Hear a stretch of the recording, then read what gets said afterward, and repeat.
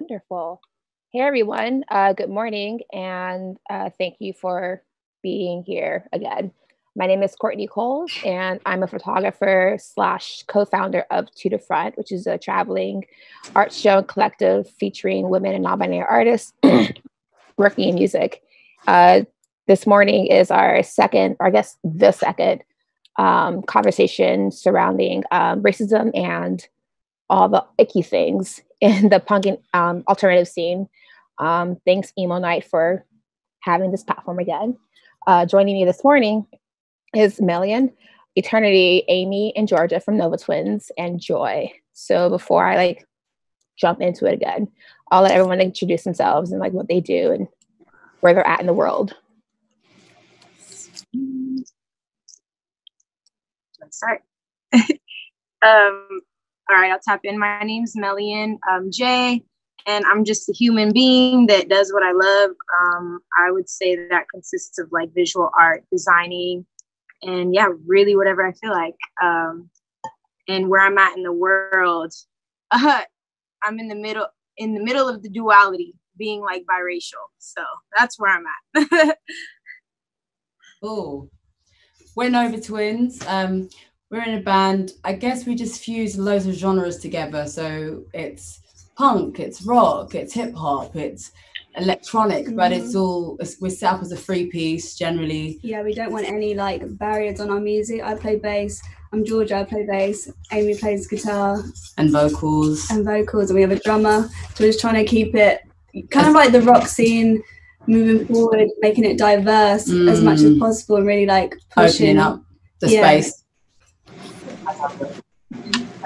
Many others. I can go next. I can't see anyone, so I'm sorry. Oh, yeah. Hi, I'm Eternity. I am a journalist and an author. I just wrote a memoir about being a woman of color on a Canadian university campus. So I'm situated in Toronto.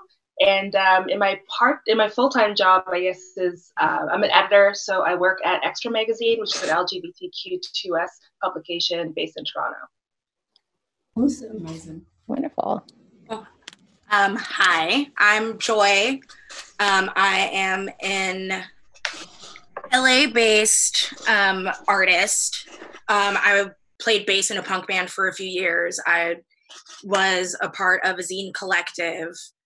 Also, for a few years, was doing both of those things at the same time. And I just am kind of trying to find my way back into music. I play bass. I'm a singer first. I can fool around on the keyboards a little bit. And I do embroidery, just basically whatever the hell I feel like that feels good when I'm expressing, just figuring out different ways to express myself. Right on. I love that. Before I jump into the actual the deeper questions, I wanted to ask everyone how you are. Are you hydrated? Have you done anything today that's made you laugh or smile? What is going on currently in your world?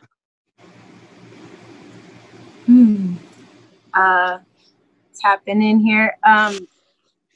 Let's see. Good question. Right now, I'm feeling a bit overwhelmed in general. Being a Black-owned business, being biracial, having this pressure of at first I was having a hard time with my public statement, and then just having conversations with my European family. I'm also in the middle of getting confirmation for my mom, who's European, and a Croatian. So it's been really interesting because I feel so in the middle of so many things that it feels a little bit chaotic, if I'm being honest. And so, yeah, just trying to find my voice and educate myself about my heritage and about, Black economics and things so that I can create opportunities. I think that is, it's kind of but yeah, we're here and these conversations are important. And these are the things that, bring a bit more sanity and calmness to the spirit to be able to connect with everybody on something and grow together.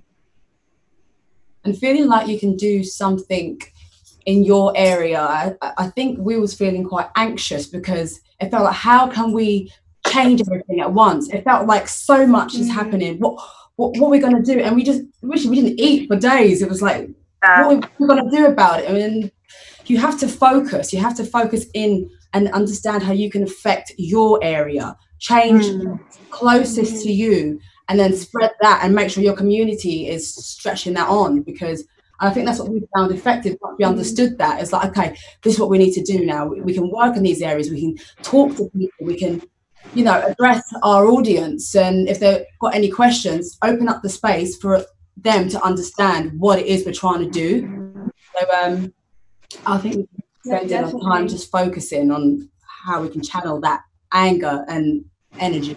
I think we're trying to approach like women of colour being in the rock, punk, metal scene and really trying to be advocates for change in that area, because we've been touring for about 3 years now, and as everyone knows, it's very slim. When we hit those festivals, we're one out of 200 on the bill. There's no like women, let alone women of colour. It's a problem. Yeah.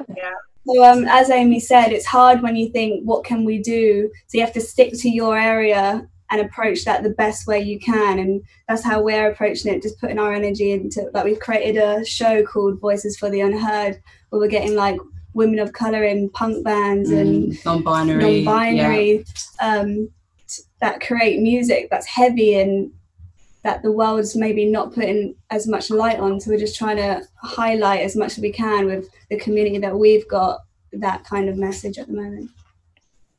Yeah, it's super important to, you know, I think for a lot of us, we feel like we have to take on the world and take on every issue. And it's so hard to quiet your mind at night. And, you know, for me, my book came out in March, and in my book, I spoke about these protests. So it's so exhausting to be here again and have to talk about it and see it unfold again. And I think it's like, what can you do? What can you do? And I'm sure some of you folks, it's hard. Like, you're up at night thinking, what more can I do? But you're right. It's like, you do what you can for your community, your local community, and you also have to take care of yourself. So it's a tough time, but also it's a time when you can kind of get back and invest and do things in a local sense. Yeah. And it's been really important for me to be like, and it feels so corny because my name is Joi, but like, I've really like kind of embraced my namesake in light of all of this, because like I've been finding it really important for me to like hold space for the people that I love and for my community, and to not feel guilty for having moments of joy. You know what I mean? Because us as like Black women specifically, we like can't let them take that away from us. Because like the whole thing, when like everybody's like, oh, you're so strong, you're so resilient, like we got a choice, it's like, it's a burden really. And it's just like, no, let us be soft. Like, let us have moments of like joy, and let us feel, and let us like encapsulate what is so complex about all of us. And it's just like, it even extends like further out of like being in the punk scene or like the metal scene and like doing all the shit that we've like found solace in. It's just like super important to like be able to still feel these things right now, because like, what else do we have really, except for like community and being there for each other? And also, to answer your question, Courtney, you got me. I have not had any water yet today. Ma'am. That's a good point. I'm the main one on Courtney's neck too about water. Because I used to not like drinking water. I used to go like, oh my gosh, water is so blah, whatever. And Joi yelled at me. She was like, you need to drink some water right now. And I'm like, fuck, fine, Mom, I'll drink some water. And now water is my favorite thing. I drink and love and own and have. So just that.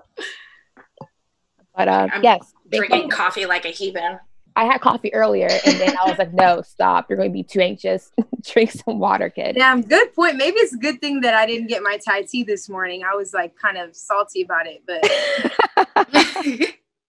I would have yelled, like, drink some water. Pause. Everyone go get water. Just kidding. I got water right here.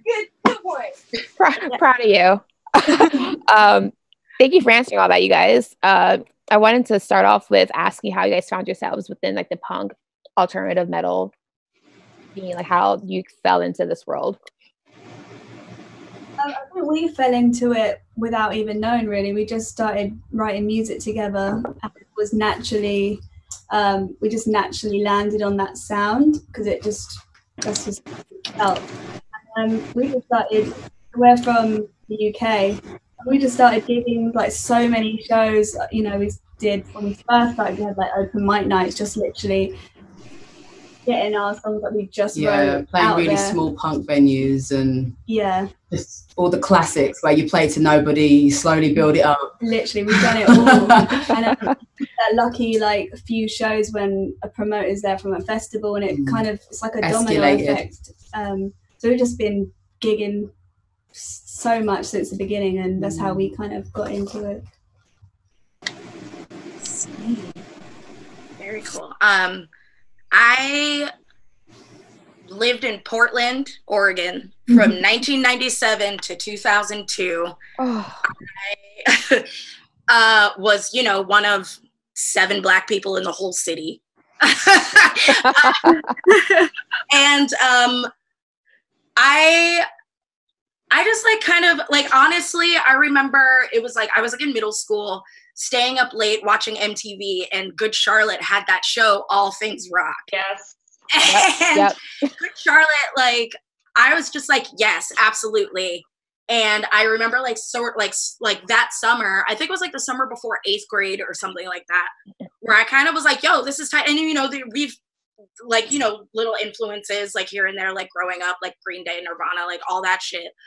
And I remember being like, yes, absolutely, like this is tight as shit. And then I remember Benji on his guitar had all the band stickers on it. Yeah. And that's literally how I got into AFI, was because he had that sticker. And I was like, who's that? And then I went and I felt, and that's my favorite band, like still to this day, Davey Havoc, like, like I stand forever. But I like got into punk, and then like I like was completely alienated from the Black people that I went to school with, because they were like, what the hell are you doing? I even had a member of my own family sit me down like, that is not what Black people do. Like, what are you doing?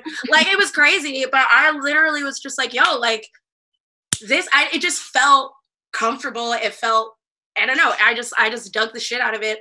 And then not even thinking about how dangerous it was at 14, going to shows by myself in Portland. Like, they got whole ass Nazis walking around in Portland. Like, I didn't even think about the fact that I was putting myself in like real crazy danger. But I was like, no, but I want to go see like whoever the fuck at the Crystal Ballroom. I was like I think I saw like Yellow Card at the Crystal Ballroom, but it was one of the most dangerous pits I've ever been in, like to this day. I mean, I'm retired, but like it's Yellow Card. Yeah, it's Yellow Card, but they'd had a wall of death, like. But yeah, and I started playing guitar when I was 14, and I just like, I was just like the like Black punk girl. Even when I moved to LA in 2003, like I went to high school in Torrance. It was like just what? Me too. That's crazy. I went to Narbonne. Oh, I went to West. Oh yeah. So I actually was supposed to go to Torrance to North. I think it's called North, right there on PCH near Ocean. But I was like, no, it's like, I don't think I could do it. Yeah, no, Torrance is nuts. Like, I remember when I got there, like I showed up sophomore year, and the second I walked out of the office to go to my first class, this white girl saw me and was like, oh, not another N-word. Yeah, it's crazy like, over there. Like, sick. Wow. Yeah. And I was like, oh, and I was like, I thought this was LA. Like, what? No, they're like, this is South Bay. It's not LA. That's how, yeah. Yes. I grew up out absolutely. there, so I totally understand. That's where I came from. Like, grew up San Pedro, Harbor City. Like, I live, you know, still there now. But yeah, it's definitely different. Sorry, I don't want to interrupt you. No. I mean, I was wrapping that up anyway, but like Sorry. It was just like a thing that I was just so drawn to. People being so unapologetically themselves was the thing. And that's what, that was like beautiful to me. And I was like, and also like, I like them plaid ass pants too. The fuck?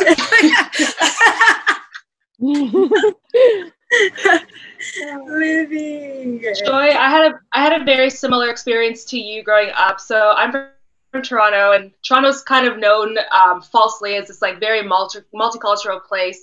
So my mom is actually Pakistani, my dad is Jamaican, but I grew up with my mom's side. And all she would play growing up was dance hall. So I'm like the traitor of the family because she would never play any kind of rock, nothing. She's like, it hurts my ears. This is white people's music. And I used to like have my CD player outside on the porch, and I would listen to all kinds of CDs. And Pizza used to give out like mixed CDs. And the one song on the CD I wouldn't listen to was Blink-182's All the Small Things. And I was like, no, it's not my style. This is white people's music. And my friends down the street, they were these like two white girls. They're like, just give it a try, just listen, and fell in love. And it all ended up like from there. So it was like Blink-182. I was like a pop punk princess. Then I was super goth, and then very, very emo in grade 9. And I went to a school where there were like 5 emo kids. There were no black emo kids. And everyone was into Air Jordans and ice creams and like just like nothing to do with emo music. So I was alone most of the time. And my mom would never let me go to these shows alone, but she would take me kind of like reluctantly to like meet and greets and all that stuff. But it was so alienating because no one wanted to be around you. And when you like, you know, you're dressed like an emo kid, you think that that community will come and kind of like see you and nod, and it wasn't that at all. So you're like constantly alienated, but you also feel like the music is this thing that is like the only thing you've got going for you. It's the only comfort, but it was really quite hard. And so for me kind of to like survive that environment being in high school, I started listening to Top 40, and I started to kind of shift away from that whole like scene emo vibe to kind of fit in, I guess. So it was pretty rough for me, but now I listen to it all the time. All the bands that come back, like I'm at every Fall Out Boy concert dancing with like 15-year-olds and their moms. And I do it now. Now I'm an adult, but growing up was really, really difficult. But it started with the Blink-182 song. Oh, there you go. Yeah. Ooh, I had to say I had similar experiences, all of you as well. Growing up in South Bay, my dad's British Jamaican. He lives in he's Jamaican. You know what I mean? He's Jamaican. Period. Yeah. He's Jamaican, but you know, I like he's very like British culturally, like, and so he was around, but I was mostly raised by my Croatian mother, who is like, she had me at 40. She's like super not anywhere close to American or American culture. Her comprehension in English and American society is very low. So I kind of like raised my mom. And so growing up, I just was very influenced by my older sister, and she's, we have the same dad, different mom. So she, you know, she has Prince and Michael tatted on her. Like she listened to like, what is it? Some band, I can't think of, Black Veil Brides or something like that. Like that was her shit. She was all into the makeup, like, and I was just like, yeah, like, hell yeah, you know, that's my sister. I love her. So she influenced me. And then my dad, he plays professionally drums. And so like, he got me into like growing up AC/DC and a bunch of classic rock. But my first band was actually Red Hot Chili Peppers concert. Or my first concert was Red Hot Chili Peppers band. Sorry, I'm like all super dyslexic on this. But yeah, and then my first like really big tour was like Warped Tour. So like I was early on kind of exposed to rock and like alternative culture, and then in middle school I kind of started like getting really emo. I was depressed, and the only thing I can really relate to was like rock and alternative culture, because you know everything was too happy and too like cookie cutter. Like you said, everybody wore Jordans, they listened to like rap, and I couldn't relate with that. So you know, like that's kind of how I got into that culture, and it just, I didn't realize that I was in the scene. Like even until you guys reached out, like I realized, oh, like I'm actually in like considerably a part of a scene. Like I it's never clicked to me. I've just kind of existed and been like who I am. And I felt like, okay, well, I'm not black, I'm not white, I'm not like a monk, but I'm spiritual, but I'm like not like, you know, goth enough. Like I was always like an outcast. So I only really fit in with the alternative kids, which is where like I felt most welcomed. And like, yeah, I'm like, okay, we're here, like sick. Like we're a whole, like, you know? So yeah. But I need more friends in this community because yeah, all my friends are hippies and different. You found a friend in all of us. Yeah. Yeah. The common thing between like all of you guys is the fact that you guys didn't realize you're part of a community until just now, or like not now, but you know, you fell into this place like, oh shit, I am part of something that I had no idea was a thing. What's it like navigating this current climate in this predominantly white kind of like scene with your Blackness?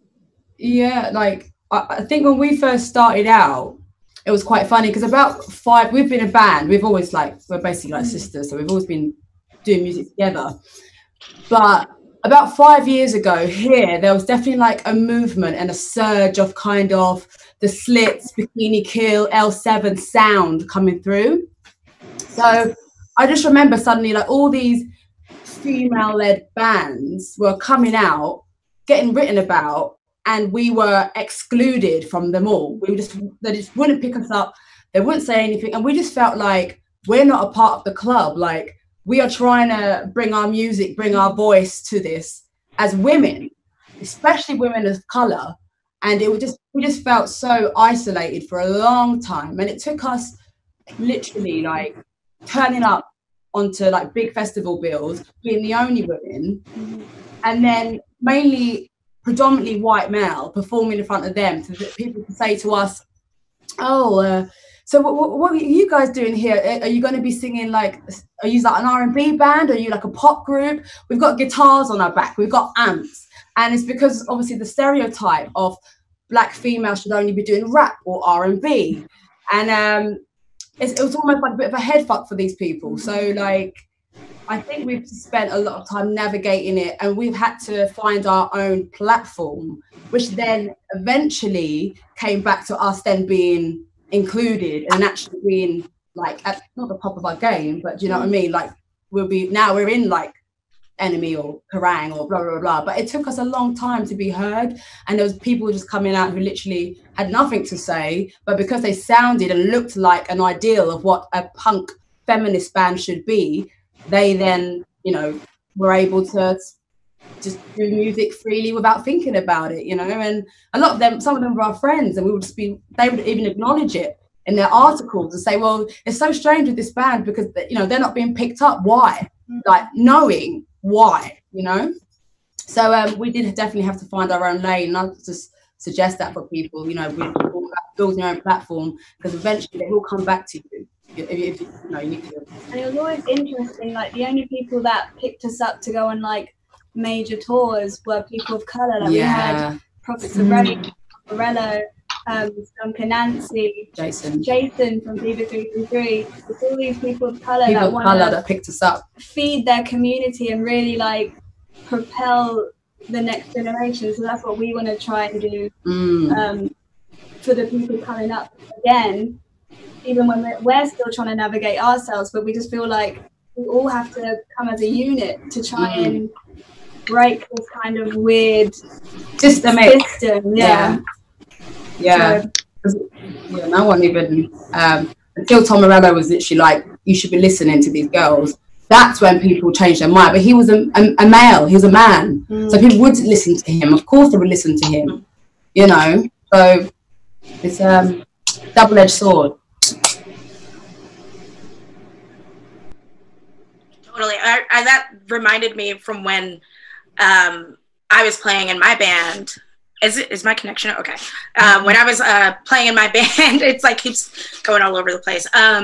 When it's because I was the only Black person in my band, but we were we were like a female fronted pop punk band, and I remember showing up or like having my bass with me, and people were like, "Oh, what do you play, reggae?" And I'm like, no, dude, I'm in a punk. And then even showing up to play, and I have my shit on me, and then the door, at venues, the doorman will be like, oh, $10. And I'm like, no, I'm in the band. And they would like literally act like I'm lying. And they'd be like, oh, well, what band are you in? And I'm like, I'm on the bill. Like, I'm in Crow Baby. And then they feel dumb as shit when I'm up there playing. And then they're the first ones. And then they're the first ones in your face afterwards, like talking about how dope you were. So it's like, it's such a double, like you said, it's a double-edged sword when it's just like, oh, now you want to give me my props, but like just being off the strength of me showing up as I am isn't enough.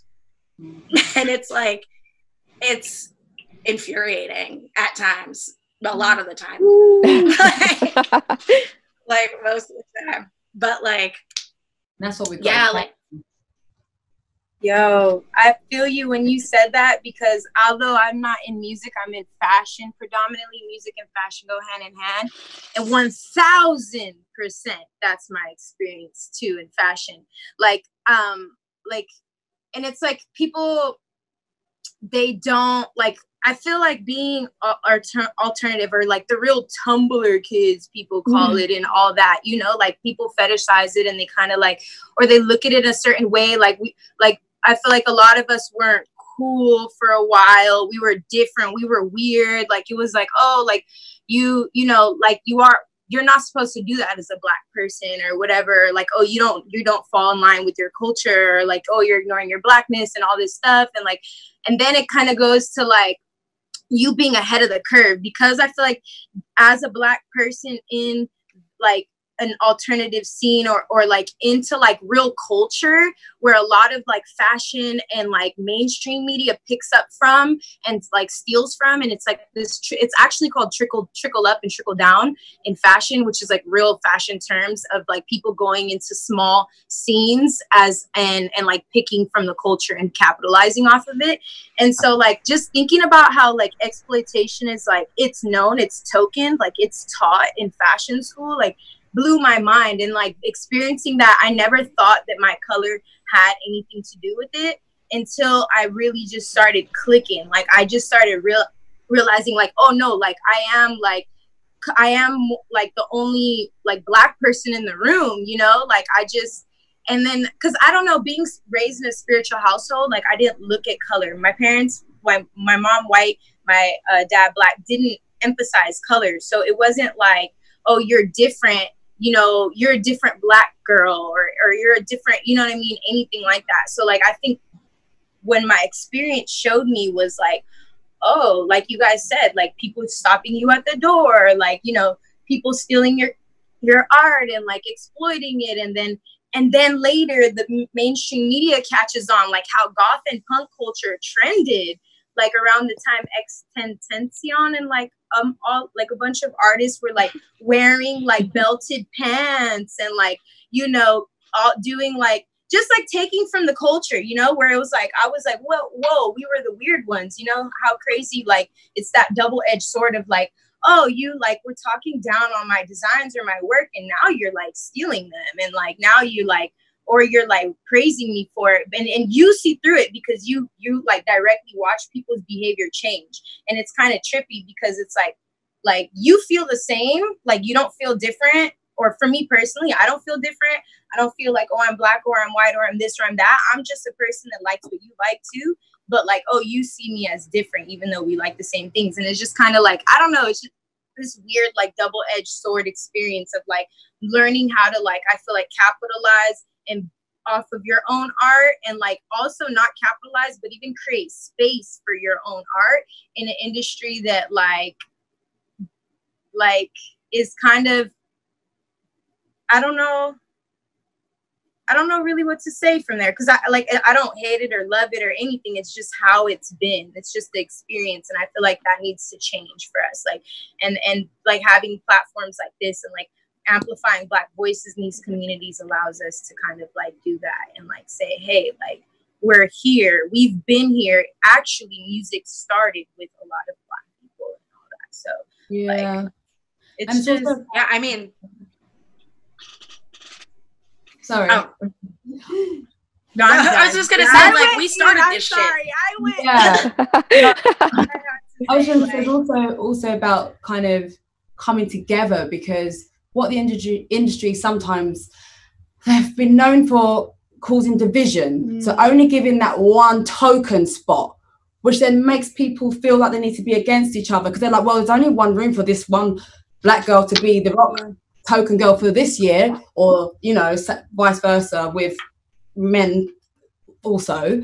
And it becomes suddenly like a competitive, where you got people like, which is really interesting, Jason from Fever 333 is trying to create community, trying to bring bands together, you know, like, and really kind of, so we hold the power.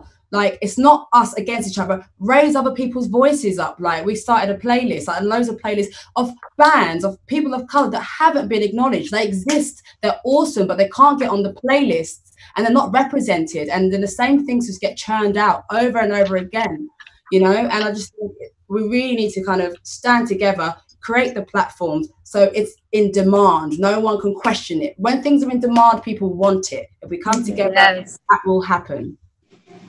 And I think what's really interesting, because I'm not in music or fashion, but I'm in media, and right now, this moment, like, media is so complicit in a lot of this, in excluding Black people and Black bodies. But one thing I think this time has been really interesting to see is really like how this scene has both excluded us and also profited off of us, because like, surrounded by white people, like the emo scene, these scenes were where I realized that like whiteness was desire. And it was also when I realized I would never be white.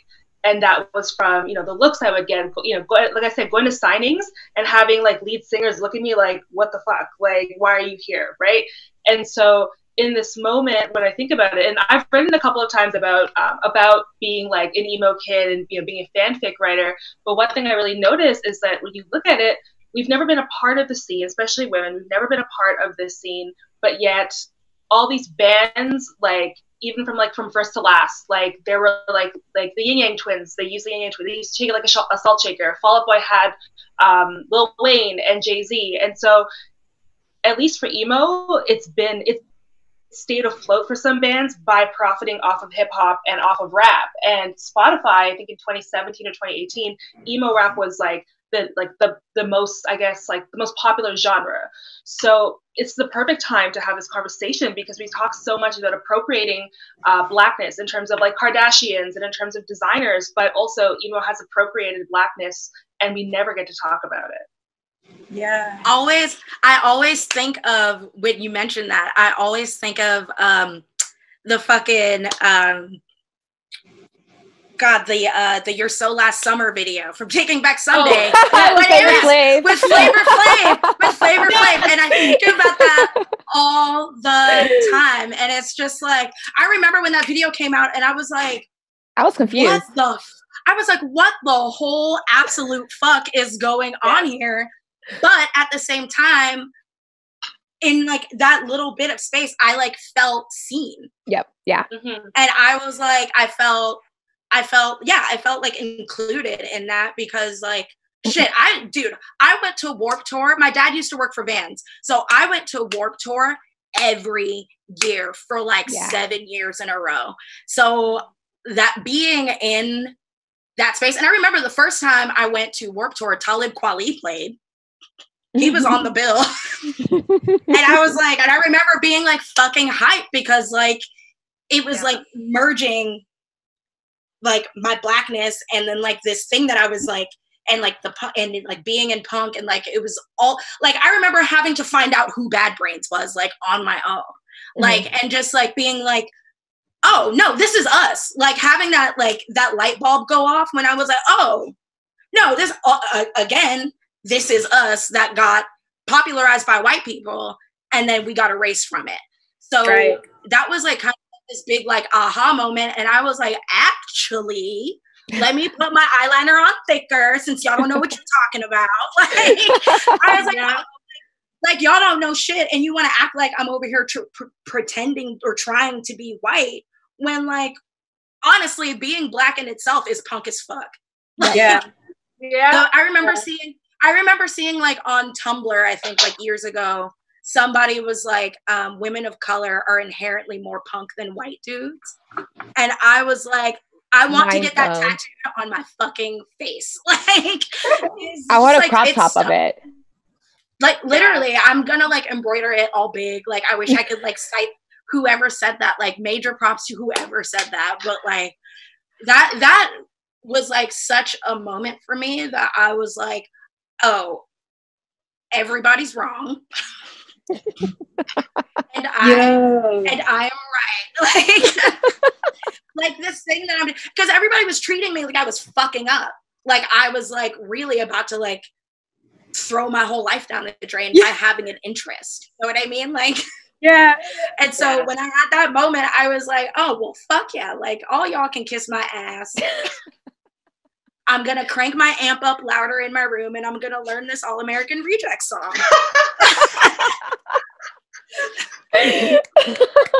Yes. I love it.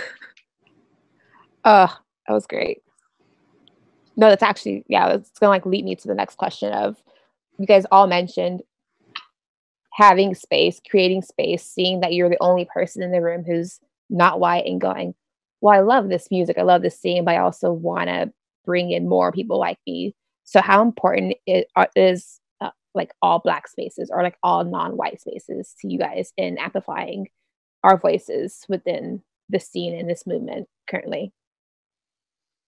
Honestly, I have a really interesting perspective on that, I feel like, because I never really not seen color like for predominant like years of my life, which is my privilege because I'm biracial. And I realized that when I like became more informed and stuff like that. I just thought about like how like important it is, because the simple fact that like if we are the only Black one or only biracial one or only POC one in the room, like it's not because we're the only ones out there. It's because that space, like we're not necessarily like, I feel like welcomed, or people aren't as informed. And I think that's like a big thing, because I feel like I was even late informed on a lot of stuff. And I can admit that, just being raised like more in like, just my mom didn't really teach me like culture. She really taught me like spirituality and stuff, but like not really, you know. So like thinking about just finding out, I remember when I first found out like how like all of the music I love actually were started by Black people. And I was like, yo, what the fuck? Like, where have I been? Like, you know, why have I been like taught this white narrative of what, you know, rock and punk and alternative music and culture stemmed from in the history? Like, why haven't I known this, you know? And I was just like, oh, of course it's because like I'm not in spaces where like that's what I'm being taught. It's like I'm, you know, there's like nothing wrong with culture, right? But there's a difference between whiteness and culture. And whiteness is just like washing out culture, and real culture starts in Black communities. Like I love that quote that like we're inherently more punk. Yeah, fuck yeah, our fucking lives are. You know what I mean? Like from day one. And I feel that way. And it's not like about being better or anything like that, or like higher or lower. It's not a fucking competition about who's more Black or who's more punk, but it's just to say, hey, we're like underrepresented in these spaces. So maybe if we have our own spaces, then it'll be like that little meme where it's like, hey, like, can we be in your space? And then like Black people create their own space, and then everybody's trying to get in, and it's like, we don't fit. I don't know if you guys have seen that one. Yeah. I'm like probably like murdering like the explanation of it, but like there's a bunch of, you'll probably see it, you know. But yeah, that's so I love that question. I think it is important to have more Black spaces, and I didn't understand that until more recently. And I was just like, wow, like, okay, because I was taught like wrong information, or like, you know, I wasn't taught information, and like I didn't know where to look. Like I didn't know, like just being kind of like arrogant or ignorant to stuff. Like you just think you know what you don't know what you don't know. That's just the best way to put it. You don't know what you don't know. So like having Black spaces is really gonna like teach, like I feel like a lot of us what we don't know, and like create space for us so that we aren't underrepresented. Because then it's like, hello, like we don't need to say, hey, we're here now, because we've been here, and like the culture has been here, period. Yeah, I think it's quite interesting. We was chatting with Sophie K. She's a Kerrang presenter. She's an amazing woman of color. And she was talking about how, you know, opening up the space, but and it's interesting because when you think of the audience take music for what it is. For us, say, you know, we struggled with promoters at first, and then when they put us on the bill, the audience received us really, really well. It was fine. So our listeners understand what music is, whereas the people, the kind of elite and the people with the money in the business are the people who are actually putting up the boundaries of what's going out and what's not. So I feel like the music audience, when we've been to a rock gig, we've actually felt quite welcome. Yes, we've understood that we are the only ones that look like us there, but we've never felt like a tension between necessarily the listeners. Do you know what I mean? And it feels like music is a unifying thing. That's supposed to be what it's there for.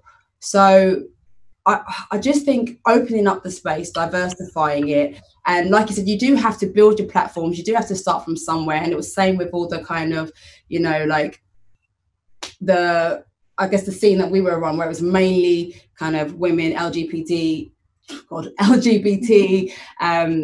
community that was having to start their own platforms because we weren't allowed in the male rock white predominant space. So we then, yes, you're right, you do have to build your own platforms, put on them nights, expose them people, and then you kind of put it into the space, the bigger space, so you can diversify it, kind of thing.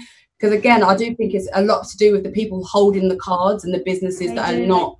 They hold the playlist, they hold, even when we're talking to Shingai, she was out of the Noisettes, she was saying that festival bills, they'll put on about 3 black women. So they'll be like, you know, Lizzo's on, so you can't be on that year because it's already taken up by a black woman. Even though, you know, Shingai and the Noisettes, they did punkier music. It's a completely different thing. So why wouldn't you hold 2 spaces? And, you know, as you said, fans of the music would appreciate it because they're listening to the music. Yeah. And when we played Decolonize, which was predominantly obviously people of color in a space, a really small punk space, but again, it was very it was mixed. It was a mixed crowd, and people just wanted to hear good music. Do you know what I mean? And support the whole cause. So yeah, I just think you start building your platforms and then you infiltrate it into the bigger spaces. I think the good thing about this Black Lives Matter movement, which we've seen, is that people are really discovering alternative bands of color, and people are literally like, I can't believe we didn't find, you know, these bands before. And it's like, it's given the people the power back. This whole movement has given the people the power back to literally discover these artists, because they've been literally pushed into the limelight. And that's what I think has been a really great thing about this movement, and really positive, is that music, you know, the alternative bands actually feel powerful, and they feel like people will listen to us, and we're not going crazy when, you know, playlists are saying, oh, you don't fit on this, you don't fit on that, when what's the real difference between you and another band is because of your image. If you didn't have a cover on your artwork, you wouldn't even know, and would you then be put on? It's about putting pressure on the people holding the cards, and I think that's where we need to really kind of and I think take that apart. Through this movement, I think we will see a change. Well, I hope we will see a change, because suddenly people are going to be like, alternative people of colour bands are so cool.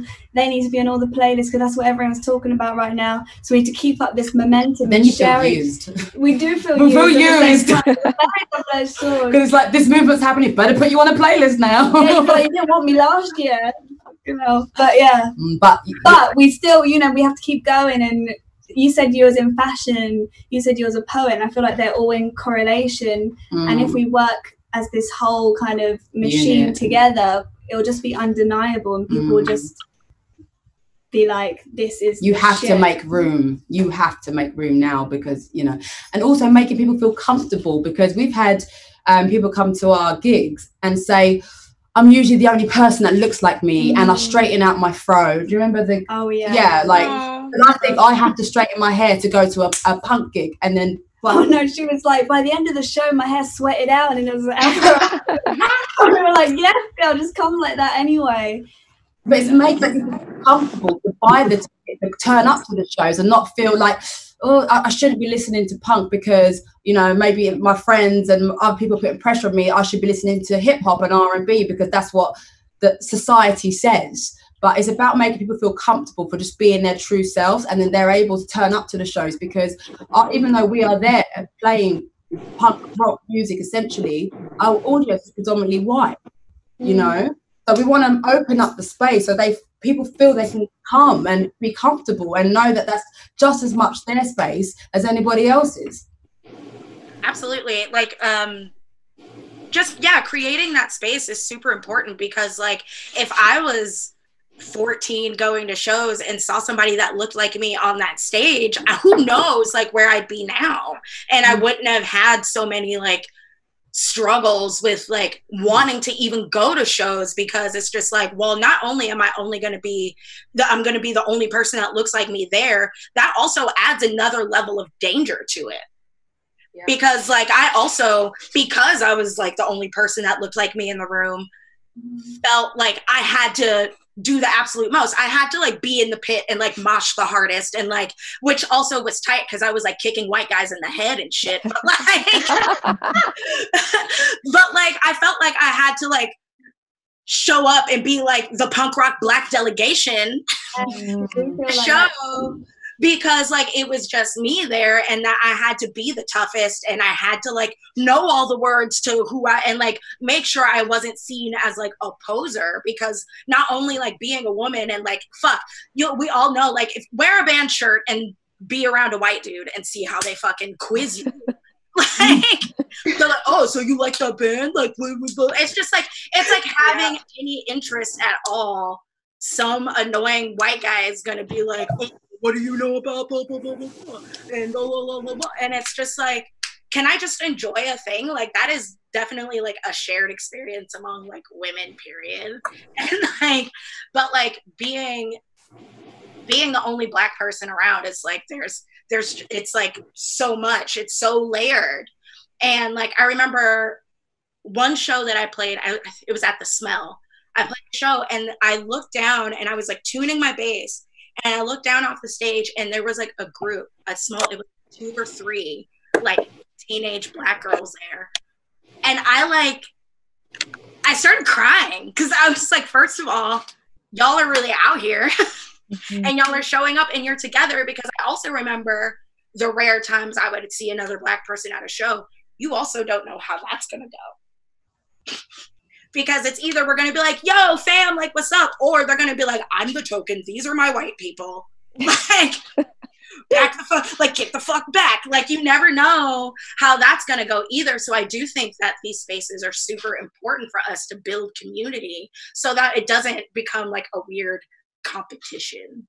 Like, because that also like, I've seen that too. Like, so go like, even like, not even just at shows, like showing up, like it just growing up in predominantly white spaces, and I go to like a house party and I see like another black girl there, and you're just like,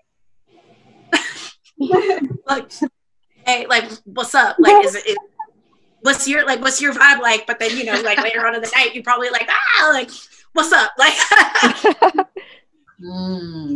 definitely. But I think, now more than ever, like being out there is like more important. It's like super important. It's like, especially with like the internet and how that works. And it's just like, there are more resources now for the youngs, for the youths to like see black punk people, because I mean, we have like, there's Instagram accounts like dedicated to it, and like just so much more than like what I had in like 2002. Yeah. I also think like, at least down here, like since I've been going as an adult back to emo shows or like punk shows, I see a ton more people of color at these shows. And I wonder if some of it is that we're in a different place now, where like before, like even like 5 years ago, it was frowned upon if you had like some sort of stance on anything. And I wonder if like a lot of us are now at that place where we're like, okay, how does our favorite band feel about this? And if they don't feel about it the way that I want them to, like if Black lives don't matter to them, then like see you later.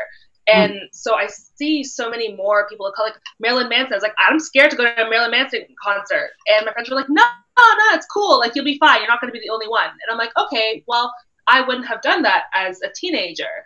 So it's like I don't know if this is like a false sense of safety, but like when I go to a show, what I've seen more often is that like some point in the set, they'll be like, you know what, if you're racist, homophobic, transphobic, like sexist, get the fuck out of here. We don't want you as fans. And to me, I'm like, okay, cool. So it may not mean a whole lot, but that means that the white guy beside me needs to stop looking at me like that because I deserve to be here. And so I always am like looking for that. And I think that's what this moment has brought to this scene, is that like a little bit more of like an ability to come forward and go to these shows and be part of this community.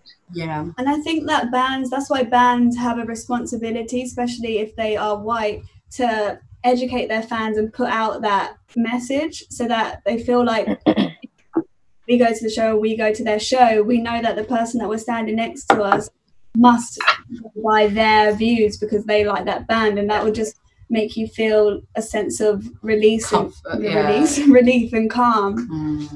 You know, so I think, you know, people need to be allies, other bands need to be allies and really shed light to their audience and get weirdos that you're standing next to and feel like, what are they thinking? Yeah, especially because punk is so inherently political in of itself that there's no room for ambiguity. It's like you either with the shits or you not. And it's just like there's no you can't, like, I don't know, not have a stance in punk. Yeah. And like in emo and like all of that. It's just like it started as like a political statement. Ooh, talking political makes me want to say like that I think this movement has been amazing for the simple fact that a lot of you guys have brought to attention that there is like, it's like the space is just being amplified. 1 second, sorry. So our laptop's about to die, so we're going to swap over to another laptop. Oh, that's lovely. Sorry, my power for me really quick.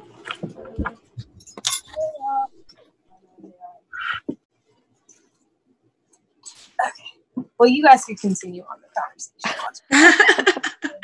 Okay, here they are. Okay.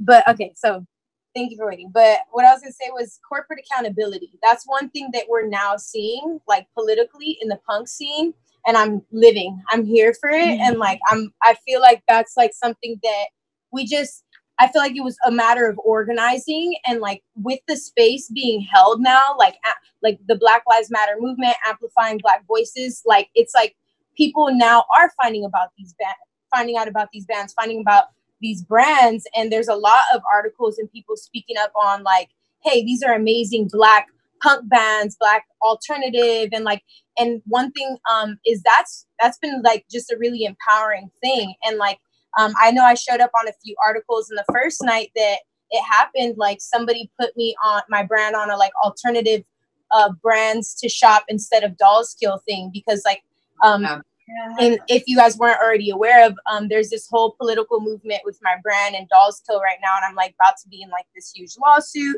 over corporate accountability because there's no Black people at all in their company, so they were exploiting Black culture and Black artists, and like I was financially oppressed for years because of that, right? So like now we're seeing corporate accountability, and it's like, you know, people are getting their reparations, whether it's in the form of plays, through like being put on these playlists, or like, you know, different things. And it is kind of like, yeah, like we've been here, now you want to put us here, but in the same light, it's like coming from a place of gratitude and like saying, you know, our anger is valid too, so I don't want to discredit anger, but coming from a place of gratitude and saying like, finally, like we're here, like where we don't have to like yell for like accountability. Like now people are like listening, their ears are peeled. So I feel like now is a great time for us as Black artists to put our art out, to like, you know, to live and to not feel the guilt of like being a Black artist right now. Make your art, like do what you do, you know. And I've struggled with that, thinking, oh, I have to do this and do that, but like, nah, like what a great time to just put out new projects and to be Black, you know, to just be Black in whatever industry you're in. Like, and it's a beautiful thing that we're coming together. And like, I want to further organize so that we can create petitions and like actual ways to hold companies accountable, whether it's these music industries or like discrimination. And like, I don't know how that would work in like, you know, Spotify and those types of things. Like, okay, maybe you need to have a percentage of like different ethnicity and race, and that should be fucking me up. but let me just say that real quick. But you get what I'm saying, you know, like where there's some type of database that like everybody is like, hey, this fashion brand, yes, they have this many Black POC whatever executives, and they're making sure. Or it could just be in the form of an officer that is a diversity officer that says, hey, we're going to make sure these companies are being held accountable, period. Like whether it's in concerts, like we deserved like that space, because now we have to talk about shifting into the politics of it, and actually making the changes on a political level where we can have like laws that are protecting us if we're not, you know, getting that. So like I think like this is a great time like to be Black and to just own it. Yeah. And like how can we do this? Like, we've definitely found that through this movement, because again on our page we just see so many people discovering us, and you actually feel like, wow, like we feel like we've done so much work and touring, and sometimes you feel like you don't get a lot back, but through this movement you actually feel like, oh, we're actually being heard, and you feel like, oh, is this what everyone else has been feeling like? Like, yeah, like this feels good. The change has been dramatic, actually. Very dramatic. Like, dramatic. And we're kind of, to be honest, we're holding our breath. We're like, is this just a phase? Is everyone? Yeah.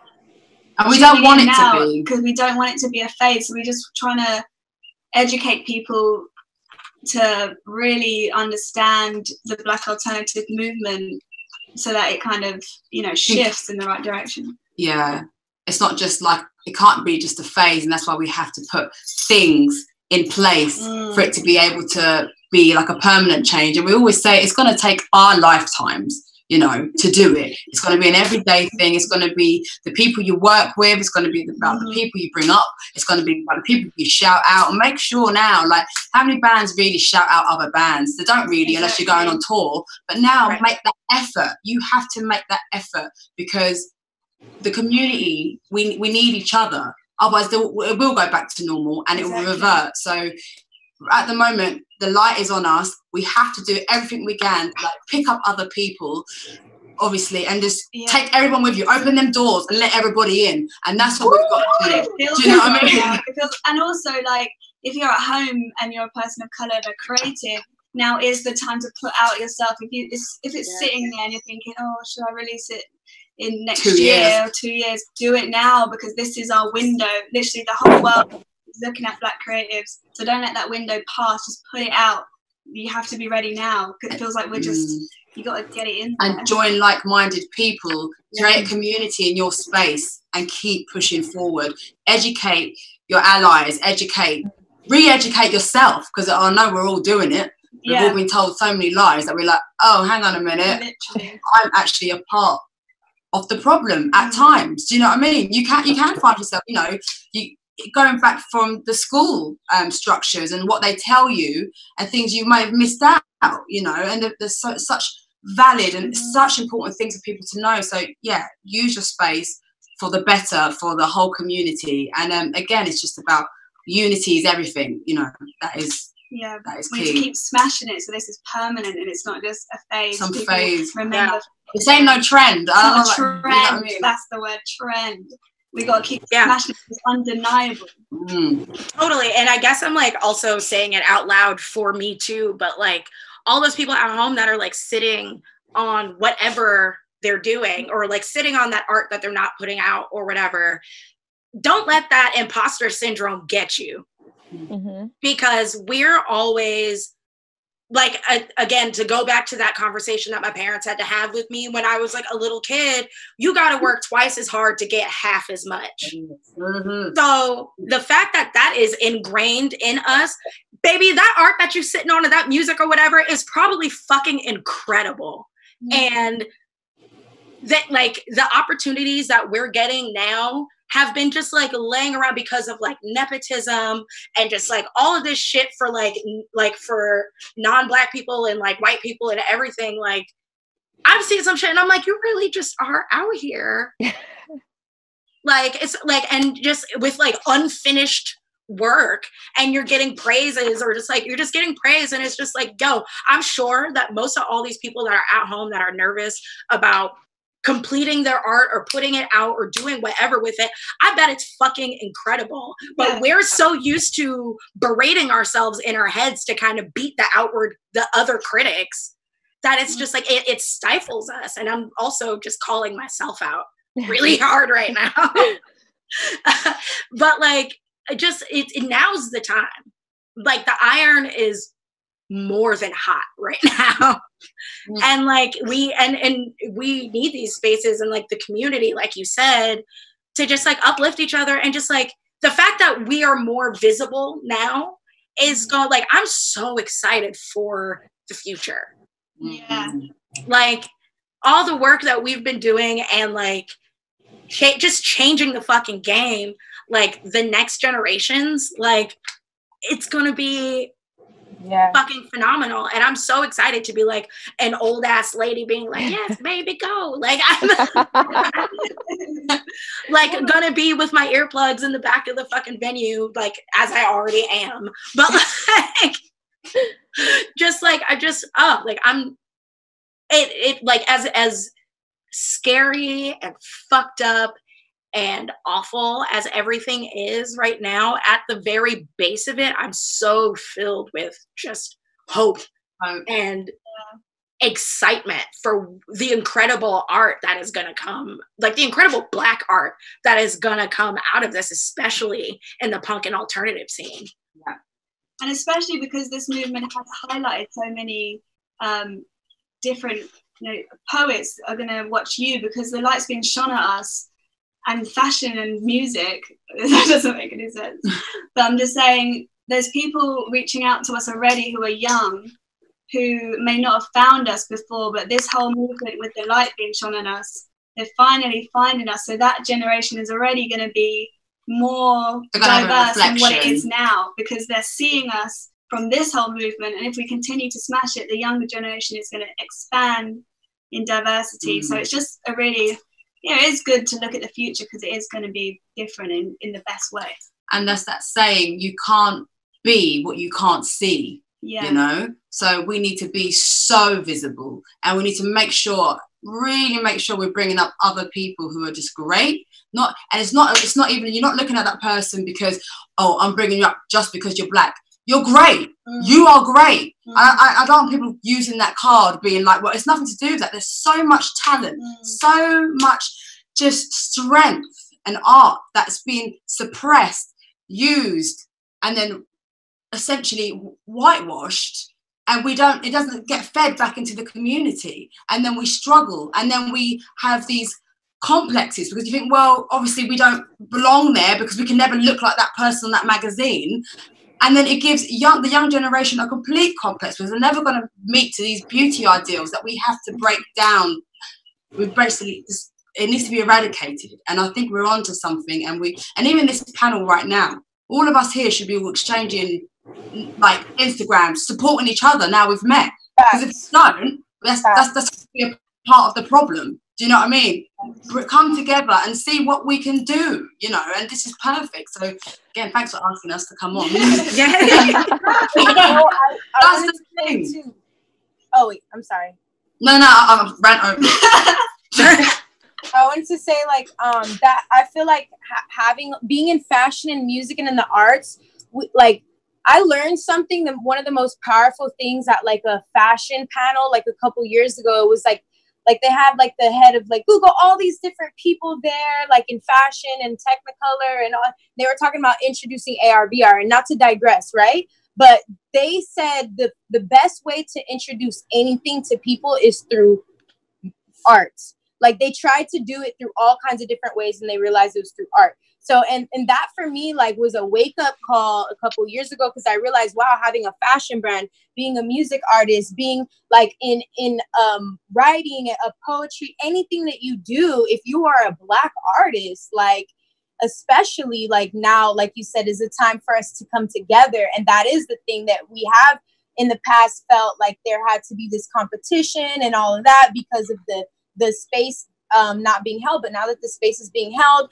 we can work on corporate accountability. We have the like terminology, the like information is present, and we can organize. And like that was one thing that like in having like a fashion brand or like having like a space in downtown now, like in this warehouse, like there's enough space where like we can have meetings, we can do these types of things. And I've been trying to find like, I feel like I like as a Black person in this community work really hard to create resources. And then I was like looking around, like, where's the people at? Like, I got stuff, you know, that I want to share, that I want to like, you know, connect. And like, and it was like harder because people were kind of competitive. Like, it was like, you're flexing on me. And it's like, no. Like, that's not the energy. Like, the energy is that like, it's not about like, somebody told me something this recently, because I have like 4 interns and we all talk and like people come to them about the brand. And long story short, somebody's like, yeah, well, like, you know, community has to feel like everybody's a part of it. A lot of people feel like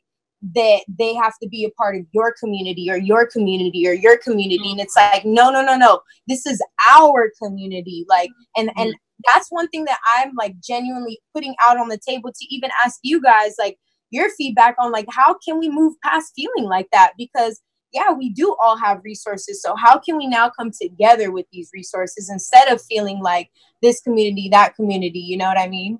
I feel like, sorry, I feel like a lot of that has to do like with what y'all were saying earlier about how we're only allotted like one space in the scene. Like, it's just like, okay, well, we have Lizzo, so you guys can't be here, even though y'all make completely different kinds of music. Like, the vibe is completely different. And so I feel like that is kind of like ingrained in everybody's head. It was like, it becomes a competition because everybody's trying to get that one spot. Mm-hmm. And so it's like, we need to do away with all of that shit. And it's just like, we need to burn it down and build it back up from the ground up, and just like have like, and then make it so that it's not like everybody clamoring for one position or like to be the one, like it's for all of us. Right. And it's just your point of opening up, creating your own platforms, your own spaces. Yeah. Well, and everyone's welcome, but you have to initially give the people who are not getting them opportunities, the space, the floor, and then you put it into the mainstream. And everything's DIY, everything's underground at the moment. And it's about infiltrating opening up the mainstream space. That's the problem, because that's what most people see. You know, you can dig, you can find cool, you know, punk bands, you can find alternative bands if you really look for it. But people are lazy and they've got short attention spans. So everything's quick, everything. We look at Instagram, we swipe. Mainstream. And if you're seeing now that only women of color in the mainstream are basically hip hop, only hip hop, but you're not seeing really like your Skunk and Nancy is really coming through, like obviously the new bands that are there waiting to be on festival bills, but the old male rockers still getting the main spots. They're not moving forward with the times. They're not. And again, I'm quoting Sophie K again from Kerrang, saying that if rock doesn't open up and diversify, it will die. Because at the moment, the same headliners are the old school white, predominantly male bands. You know, it'll be Kiss, it'll be, you know, Rolling Stones, it'll be still. Still. It'll be, you know, Slayer. It'll be all them, but they're not letting through the new gen, which are completely genre bending. We can listen to different music now. There was a point in time where it was like, you're a mod, you're into rock, you're punk, you're emo, and nobody mixed. But everyone mixes now. Everything's new wave this and new wave that. So they need to let that through in the alternative scene, and it will thrive, and it will be so much better for it, you know. And then hopefully in the mainstream, we'll see different types of music, not just cookie cutters. We need to open it up, you know. And I just think giving people it starts from the underground, but keeping the power and not letting it just be, you know, taken. somebody even recently asked me if people still were even in bands anymore. And I was like, what? People even still like play in band? Like, is that even a thing that people do anymore? And I'm like, fucking yes. You just need to, people, like you said, people are like lazy and they don't want to do any of the work. And if it's just not, if it just doesn't come up on their timeline, which also gives people a little bit of personal responsibility that they need to diversify who they follow. Mm-hmm. The fault line people setting these, you know, the people who is at the top of rock and who decide the awards. You know, people are giving people the rock award that don't have any instruments in it, so it's confusing the new generation to what rock even is. Yeah, and it's not even their fault. It's just like how we were in school when we didn't get all the truth. But if the people at the top are saying, you know, Billie Eilish is a rock artist when she's amazing, you know, we love Billie Eilish, but she's not a rock artist with a band and, you know, with a drummer, guitar, bass. You don't get the same musicianship from an actual what rock and punk is supposed to be. Yeah, so you shouldn't have people thinking that she is rock and that's basically what will die. Yeah, and that's quite damaging, and that means that you're going to kill guitar music by putting out to the masses that this is now what rock is. And like Georgia, we really enjoy her music. She's incredible, but it's not. No one's playing guitars. There's no live drummer. There's no musicianship. There's no raucous anger, political points in the music at all. And it's like, now that's what it's kind of washing it, it's diluting it, and it's a problem. So we have to make sure we're, again, and it's a bummer because like when you actually do the work and you see these bands that are still out here, like the energy is unmatched.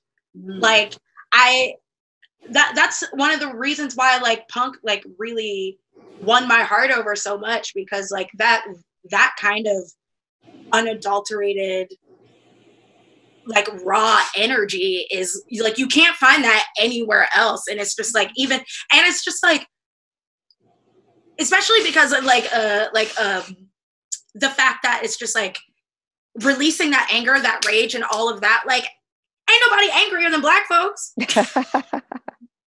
Like we have to, like, it's like, and it's incredible when you see like punk bands and like alternative bands like that have Black people and just like other people of color in them. It's like the vibe is like completely different. Like seeing Fuck You Pay Us play. Oh, I love Fuck You Pay Us. Is fucking like it changed my life. Like the time I was like, oh, like this is where it's at. Like this is what the fuck is going down. Like they're like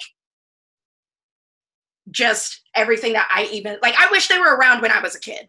Yeah. Like period. Like I just praise them all the time. Like if anytime like I can scream their name out, I do, and I can. Incredible. So incredible. And it also kind of, when I think of also another thing as being a woman in the rock industry, is that angry music coming from women, especially women of color, it seems to affect people in a different way. It's almost like people on the defense. It's like when a man can be in a rock or punk band, be as gnarly as he wants, scream the hell out of it, and he gets called cool. He's the man. Do you know what I mean? It's like, yeah, you're sick.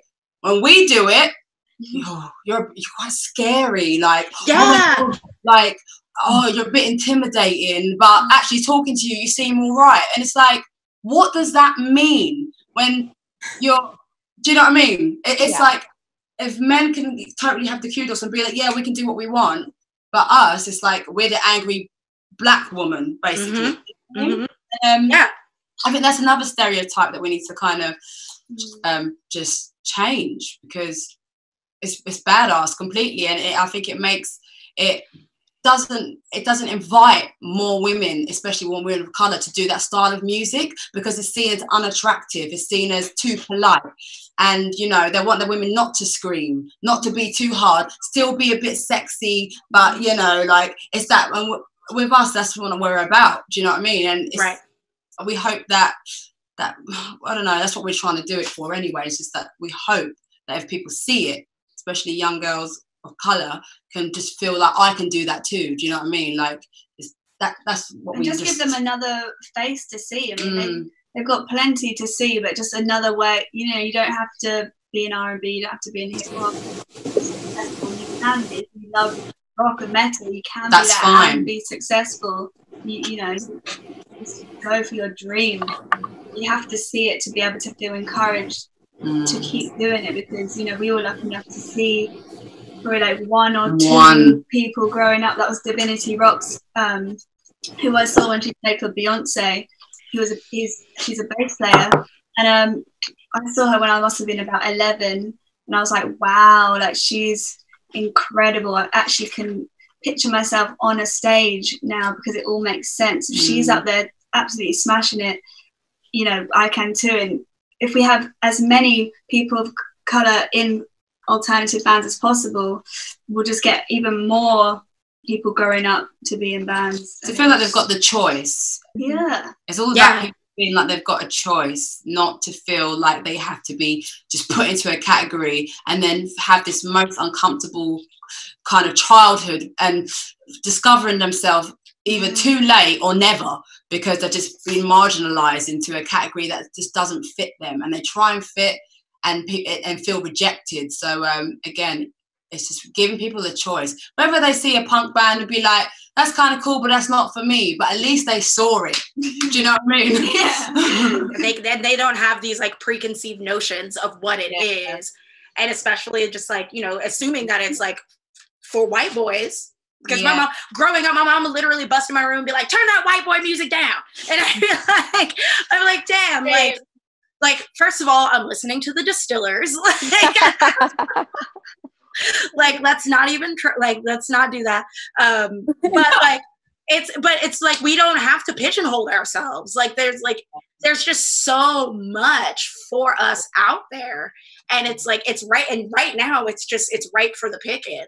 Like, and especially like, we don't have to like fucking play it up and like be, I guess, palatable for everyone else's consumption. Cause it's just like, I immediately think of like back in the day and seeing like Burt McCracken puking on stage, but like, and like, that's fucking vile. But then like, we can't even like while out a little bit.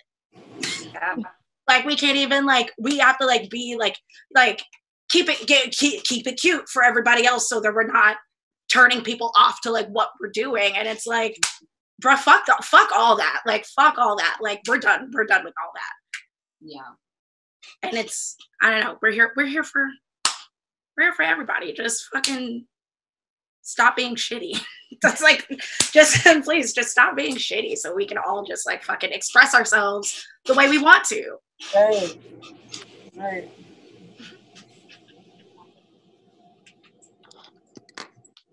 You guys kind of, didn't want to jump in and interrupt anyone, but I think we're like in a very beautiful moment in history, as shitty as everything is, because dear God, I think we are in a great place where a lot of Black artists are getting their flowers before they die. Like, they are getting like the headlines or shout outs or like the Instagram posts or jobs or whatever, because people are like going, holy crap, we have to really hold ourselves accountable and look at these artists and give them like, you know, their paid dues. And I was wondering, can you guys touch on the difference between being tokenized and representation within the scene? Because there's the token Black person, and also there's the actual, no, you deserve to be here because talent, you are so talented, you deserve this space.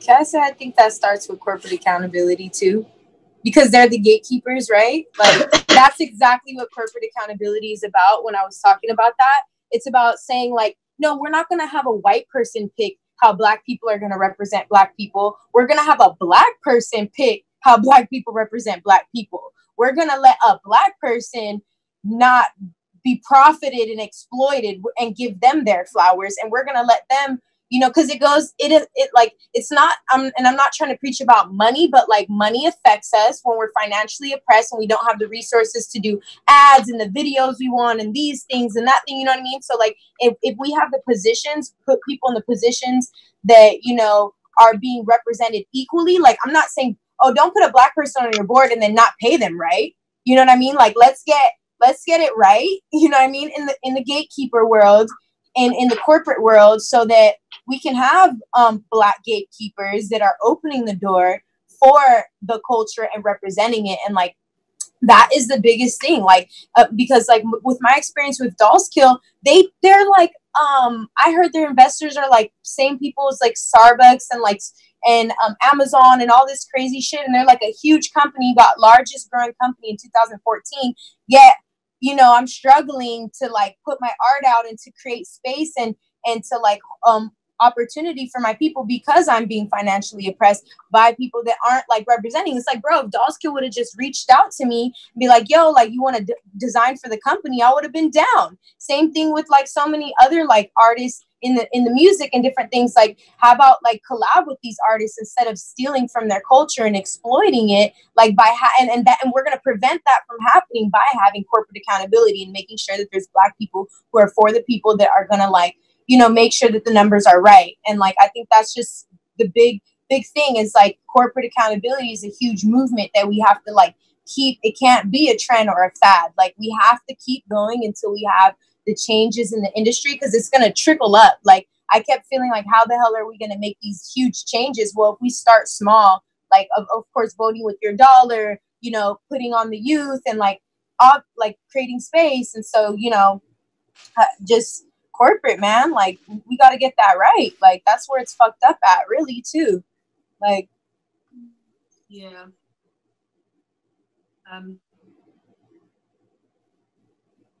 Was it, I was like, yeah. Like, yeah.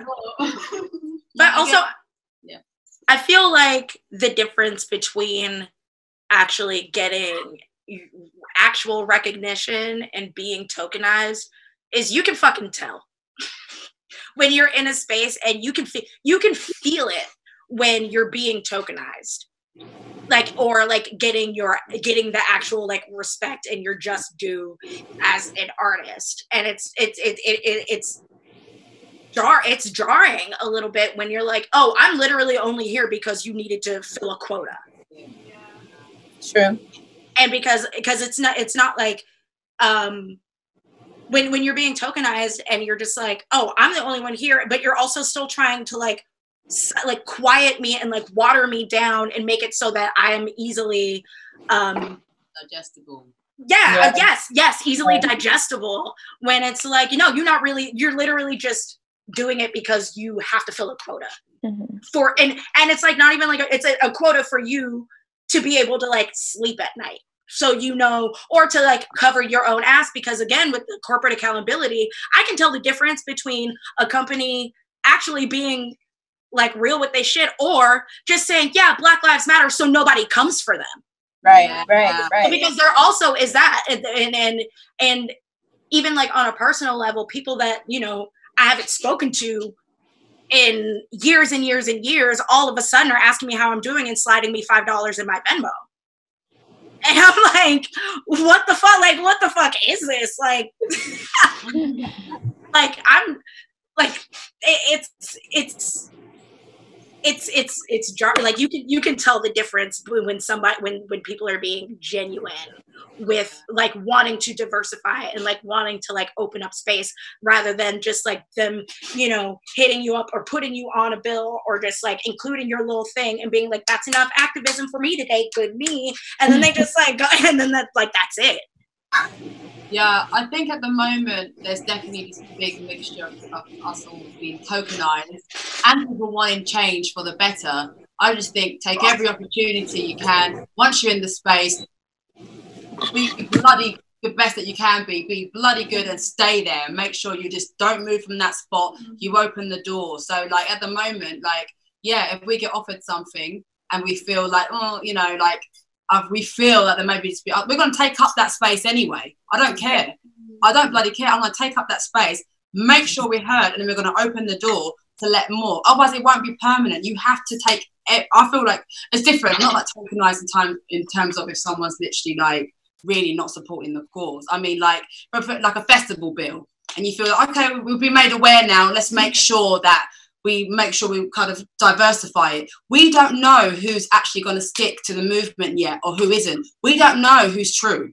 We don't, so you have to make sure you kind of give people the benefit of the doubt, use the opportunities, take up the space, and keep moving forward with it, because we will find out in the next few months who suddenly goes back to normal again, who reverts and who doesn't. And then you can hold them accountable, like you were saying. So, yeah. And also about just changing the face of alternative, changing the face of it. That's what we need to be doing. Not like it's just changing it up, like, so you don't just see one representation of one type of person, that's going to help. Once you can do that, I think people will just open up to the idea and know that it exists. Some people don't even know it exists. Some people don't even know that alternative music, alternative art really exists. They see it as a niche that's really small somewhere underground, that doesn't really happen. They don't really exist. Mm-hmm. It's making everything visible, holding people accountable, opening up the space, taking every opportunity, and being damn bloody good when you're in it. That's what you got to do. Yep. And being joyful too, right? Like, at least in my industry, like the things that I report on, the things that you read, the books that you read, anytime it's about the Black experience, it's about trauma. And, I don't think there's anything wrong with that, but a lot of times there's so much like need for trauma porn, like telling that sad story of what happened to you. And I think going back to creativity, this is a time to create, but it's also a time to be like, yeah, we're more than that trauma, right? Mm-hmm. Like, we are joyful, we are creative, we are loving, we're all these things. We don't always have to be strong, sometimes we are vulnerable. And I think like this is a great time to force that while we have that moment, that like we can do things beyond just like angry, like feeling angry or feeling upset or selling stories that kind of exploit us in a way. Exactly. Like the spectrum as people, just like everybody else. We're not just one thing. Yeah. Like, I built a lot of my career on like these really sad stories, right? Like on, racism is sad, but like we all experience it. And, like when you're a young journalist, that's how you learn to make your money, is by telling personal stories. And unfortunately, a lot of that stuff was really traumatic, but I've been trying to do a lot more of like finding that kind of joy writing, what that means. And like in my book, I write about like being like an emo kid, and I get a ton of messages from people who are like, oh my gosh, I was like that too. How would we know that if we never talk about it? Like how would we, without sharing right now, we wouldn't have even known that. Like so many of our stories overlap, right? So I think we get this chance right now to kind of show like we are human. We're not just this one-sided, this 1D character that everyone thinks we are. Yeah. I love that. That's so true. That's a really good point. Yeah. Honestly, that's really relatable too, in the sense that like going between like being super like punk and like feeling like anti and like fuck everything and depressed to like super raised in a spiritual household.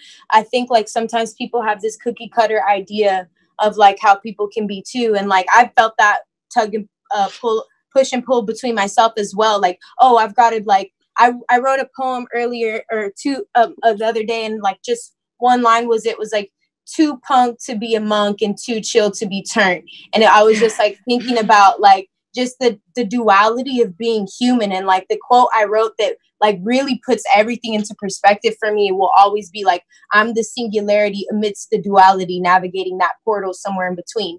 And that's the feeling of being Black in society and being biracial, being whatever you are, a human being. I feel like is like that spirit of like, okay, like this is who I am, like it's not the idea of me. And that goes back to like being the difference between being tokenized and being like, represented is like authentically being yourself and taking up that space. Like she said, like you don't have to like make yourself like round around the edges. Like if you're rough and like and you're angry and you're like, or you're happy one day and like you have different stories to tell, like tell them all, like they all need to be told. And that's that diversifying, like, the what the Black experience is, because like it is trauma for a lot of people, but some people have learned how to work through that trauma and create space in their lanes. And like, that's us niche people who like, people think we don't exist, and we're here. Like, we're here, we're doing our fucking thing. Like, some of us, we like enjoy and love our lives. It's the system that makes us fucking depressed, like trying to do what we love in this fucking system. That's really what it is. Like, I feel like we're fucking, you know, like doing what we love, you know, like, and that's all we can do. So what do we just got to do it louder and prouder and blacker, and like take more space up, you know, like me as a spiritual person saying not identifying, fuck that, I'm identified like right now, because we need to, and I'm gonna continue to identify, right? Because I used to be like, and that was a part of that like conditioning, right? Like, oh, like you, like I don't feel Black or I don't feel white, and like I don't feel nah, fuck that. Like, this is what I feel like I am, and that's the space I'm gonna take up, period. And that's just that, like, and even if that's happy or if that's sad, like, and so I agree with that. I agree with that too. Totally. Wonderful.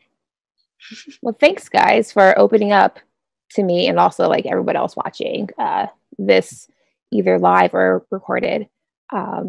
That's all I had to ask you guys. Just wanted to share that space with you. Thanks Emo Nite, Babs, TJ, Morgan, Ricky, for doing all this for us and giving us the platform to share these stories. Yeah, thank you so much. It's been great meeting everyone on here and hearing your experiences. It's been, you know, feels good to chat. This is therapy. It was very therapeutic. I definitely loved talking with y'all and just like just shooting the shit. Connecting. Yeah, shooting the shit. Also, like, I'd be like, you know, this is therapy now. I'll see y'all next week. Right. It's who's based in LA here? I am. Sick. Me too. Enjoy. Well, yes. There's space here, Corona free space. Yo, I mean, you said you're downtown. I'm in Echo Park. I'm around the corner. So yeah, I mean, like, I'm not gonna put it on the camera now. Like, you seen the conference space earlier. Like, we can take up that space, and we can continue to do this too, and like organize as well, and continue to like find ways. I'd love to like figure out things that we could do for the youth. Like, I think like, that's important, right? Because if we're bringing in like change, like we got to look at the youth. So maybe finding like Black youth in the alternative scene that we can like, you know, all of us can like talk to and like mentor, find things that we can do. Like, that's a program, and there's a couple of things I'm working on with my brand that like I would love to extend that beyond just like me doing that with my brand, and do it with like artists and everybody, and let's just like have that communal energy. Or like, if there's something that you guys have that you're already working on or doing that like I can support and be a part of, like, please let me know as well too, because like I feel like now's the time, you know, we should continue this conversation. It can't like just stop here. Like, we've got to like make it from conversation to action. So how are we going to like, now's our call to action, right? Like, this is not done. Like, it's like, okay, we had this conversation. This is beautiful. Our batteries charged. Like, all right, like, what are we going to do with that now? Like, how can we figure it out? Like, what's the next plot? Like, we got to make that move before any of us continue on like our day or a week. You know what I mean? So, what's the word, y'all? Let me know. Yeah. We'll hook up. We're going to be adding you, and we can keep chatting. Yes, we'll love to keep this going and like meet up post Corona and like have like chats. Yeah. Cool. Let's just stay on the gram, and then, you know, on the gram. Yes. On the gram. See you on the gram. Totally. Bye. Right. Thank you. Thanks so much, you guys. Thanks, guys. So much, Emo Nite and everyone. Have a good night. See ya.